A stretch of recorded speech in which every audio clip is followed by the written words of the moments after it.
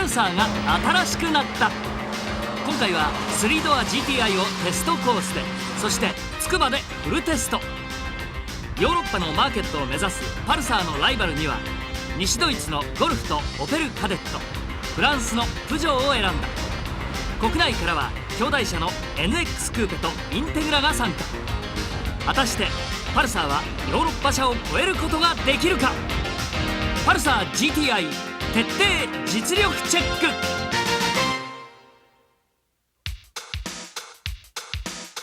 ク。日産のプリメーラに続くヨーロッパ戦略車がこのパルサーだ。プリメーラと共通のデザインのフロントビューは、ヨーロッパでのこれからの日産車の顔といえる。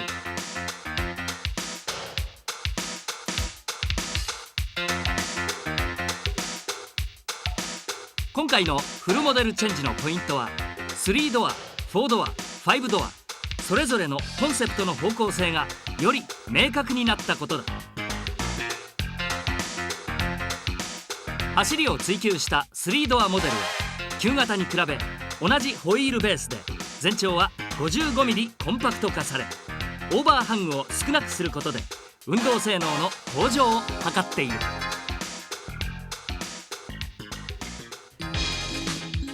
ヨーロッパ車の、いや世界の大衆車のお手本といえるのがゴルフだ。1974年、斬新な FF2 ボックス車としてデビューした初代ゴルフのボディスタイルは、その合理性など今やこのクラスの最もベーシックな形となっている。しかしこの2代目ゴルフもすでにデビューから7年。今回のようなテストは少々不利かも。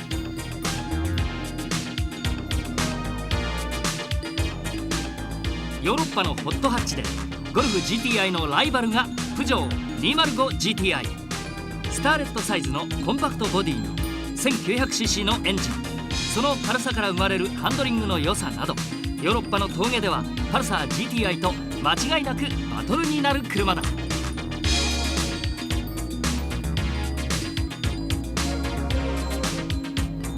ワゴンモデルが最近日本で人気を呼んでいるオペルカデット。そのホットバージョン GSI はゴルフを一歩リードするため2リッターのエンジンが与えられている。 NA でありながら20キロのトルクを発生するエンジンと 0.30 を誇る徹底したエアロダイナミックフォルムによって、アウトバーンではクラス最強のパフォーマンスを発揮している。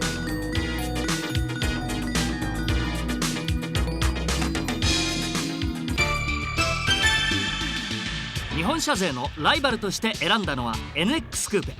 この車はライバルというよりもパルサーの兄弟といえる車で、エンジン足回りを共有している。車重も同じだから、今回のライバル比較ではパルサーと最も接近戦をする車といえる。その上7センチ低い車高とオプションの55ハイグリップタイヤ、 NX クーペがやや有利か。そして最後のエントリーはインテグラ。参加者中最も排気量が小さいにもかかわらず一番パワーがあって、ボディは重く大きい。現在 BM バトルシリーズでターボを含むアンダー2リッタークラスで無敵の強さを誇る VTEC パワー。このクラスのバトルではディフェンディングチャンプという意味もあるが、インテグラのボディでそいつを守ることができるか。各社の価格はご覧の通り。最近は外車勢も手が届くようになった。さあ次は高速レーンチェンジバトル。進入スピード100キロでスロットルは一定。ステアリング操作だけで車の動きを比較してみよう。最も安定していたのはパルサー。リアの足をしっかりさせることでスタビリティを上げているため、切り込みに対してタックインも少なく、リアの流れをほとんど感じさせない。これに対してヨーロッパ車ゴルフはパルサーのようなシャープさはないが、高い合成感と正確なステアリングフィールから安心感の高い動きをする。プジョーはホイールベースが一番短く、リアの流れ出しが速い。しかし55タイヤのためか、その挙動は割と穏やかだ。カデットは6台中一番動きが激しい。これはソフトな6号タイヤによる応答の遅れとダンピング不足の足が原因か。 NX クーペは車高が低くタイヤも有利。低いドライビングポジションからも安心感ナンバーワン。インテグラはワイドトレッドと長いホイールベースのため、さすがに安定感が高い。足の動きもスムーズだ。パルサーとプジョーの動きを比べてみよう。リアの流れがはっきりわかるプジョーに対し、パルサーはほとんど流れない。ドライバーのステアリングワークを見てもプジョーの方が大きい。長年ゴルフをはじめとするヨーロッパ車を目指してきた日本車だが、もうその差はないと言っていいだろう。それどころか速さという面では完全に国産勢が上。ワインディングにおけるハンドリングもいいし、高速走行時の安定性も静粛性もいい。渋滞路も楽ちんだ。しかし今回テストしたヨーロッパ車3台のどの車にもかったるい遅さを感じなかったこと、そして各社それぞれに独特の持ち味があったことにチェックを入れておかなければならない。自動車の進歩の結果が日本車になるとはいまいち思えないような気がするのだ。たまには真面目になんちゃって。お待ちかね BM 名物バトル。ステージは当然筑波サーキットだ。ドライバーは近頃朝に強いガンさんと全くダメな土屋選手。セダン対決でデビューインを決めた桂選手に久々登場竹ちゃんマン、それに大井田辺の6人だ。担当ドライバーはご覧の通り、グリッドはパワーウェイトレシオの悪い順。さあ赤ランプがついた。スタート。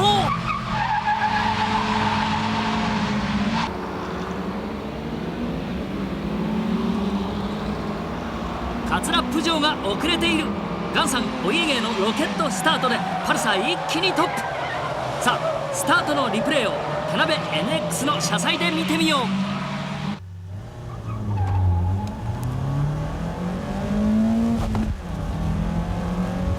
プジョーは遅い。黒沢パルサーのスタートの良さがわかる。2番手には大井ゴルフ。しかし田辺 NX ぴったりとそれをマーク。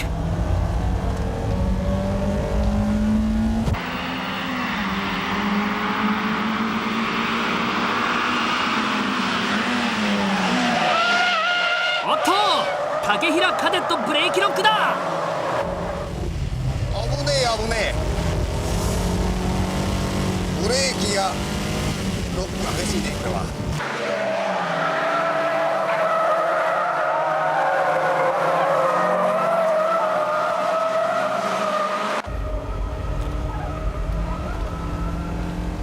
コースを大きく使って、そういった意味ではコントロールできる、コントローラブルということかな。最終コーナー、おっと田辺 NX 勝負か。これは抜ける。最終コーナーで詰める。気持ちいい。5号タイヤにビスカス LSD NX クーペサーキットでは断然よりいった。おっと土屋インテグラも続く。いただきいただきいただき。来るな来るな大分子大分子。ああインテグラなんて来ちゃダメだって。ダブルウィッシュボーンに VTEC のインテグラ。こいつもサーキットでは鬼に金棒だ。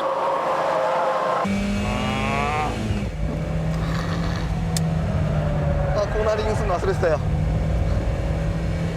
続いて田辺 NX にも仕掛ける。後ろではカデットプジョーの追い争い。おっと竹平カデット煙幕攻撃か。 NX クーペ直線は速いぞ。ほれ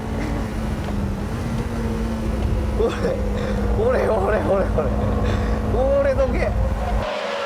土屋インテグラ勝負に出る。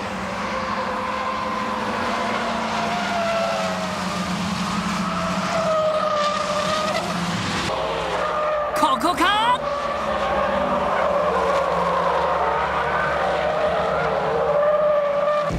田辺と土屋さんのあの危なさ。いつもは一人旅の田辺、今回は違うぞ。 NX クーペインテグラサーキットではほぼ互角。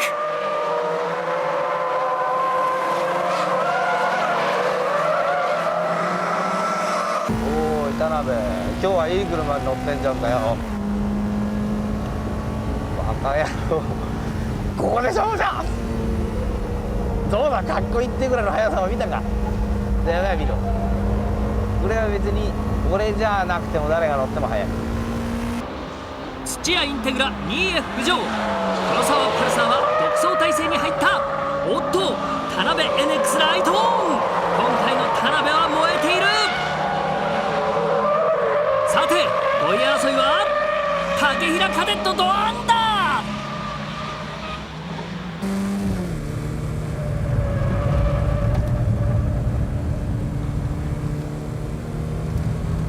足はいいんだけどね、本当ね、コーナーでこうどんどん詰まりますからね、立ち上がりで離れちゃう。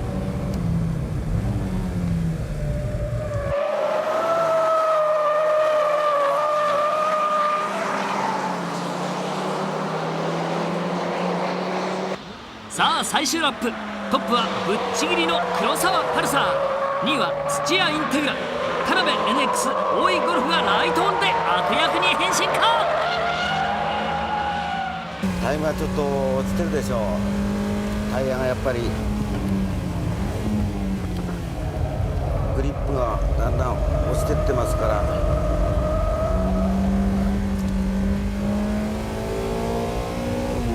その中でタイヤは持ってる全てを出し尽くすというドライビングです。よく見ててほしいと思います。このライン取りも綺麗でしょう。ステアリングをほとんど動かさない。な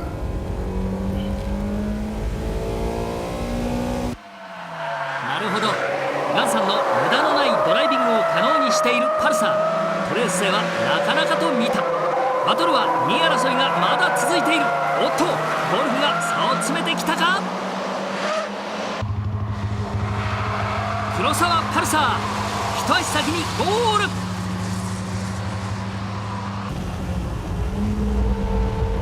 ドリドリがしてるうちに追いつきたい。土屋選手、なんと最終コーナーへノーブレーキで飛び込んだ。田辺 NX 追いつけずゴール。おっと、カツラプジョー勝負に出た。立ち上がり、竹平カデットが抑えた。サーキットバトルは日本車勢の完全勝利。パルサーはトータルバランスの高さで勝利をものにした。しかしバトル中のラップタイムを見ると、ラップごとにタイムの落ちる割合は相対的に日本車が大きく、ブレーキの対フェード性はヨーロッパ車の方が高いと言える。ちなみにゴルフは最終ラップでベストタイムが出ているほどだ。オペルの GS すごくエンジン軽くてパワーもあるんですよ。だからじゃあなんで加速はいい、ストレート速い、加速はいいけどトラクションの伝わらない。これやっぱりもうほとんどタイヤだと思うんですけどね。コーナリングはもうすごくいい、ゴルフの次というか、ゴルフとはまた別な足、軽快感ではゴルフより上回る、インテグラが一番こうニュートラルな感じがする。ニュートラルステアで切ったら切っただけ入る。でもう FF も FR も感じさせないようなインテグラっていう。だからこれは誰が乗っても速いんじゃないかな。いや、勝因は腕だけどもカットカット。いや冗談でも半分本当そうじゃなくて、貯金やっぱりエンジンがパワーがある、低速トルクがいい、振動はちょっと多いんですけども、それとその合成がしっかりできてるから、ダブルウィッシュボーンじゃないけども、それなりにコーナリングスピードも安定してる。挙動が非常にマイルドで、入り口のブレーキングを残して入っていってる時、あるいは今度アクセルに移って、トラクションかけた時のタックインからアンダーステアに移るところが非常にそのマイルドでコントローラブル、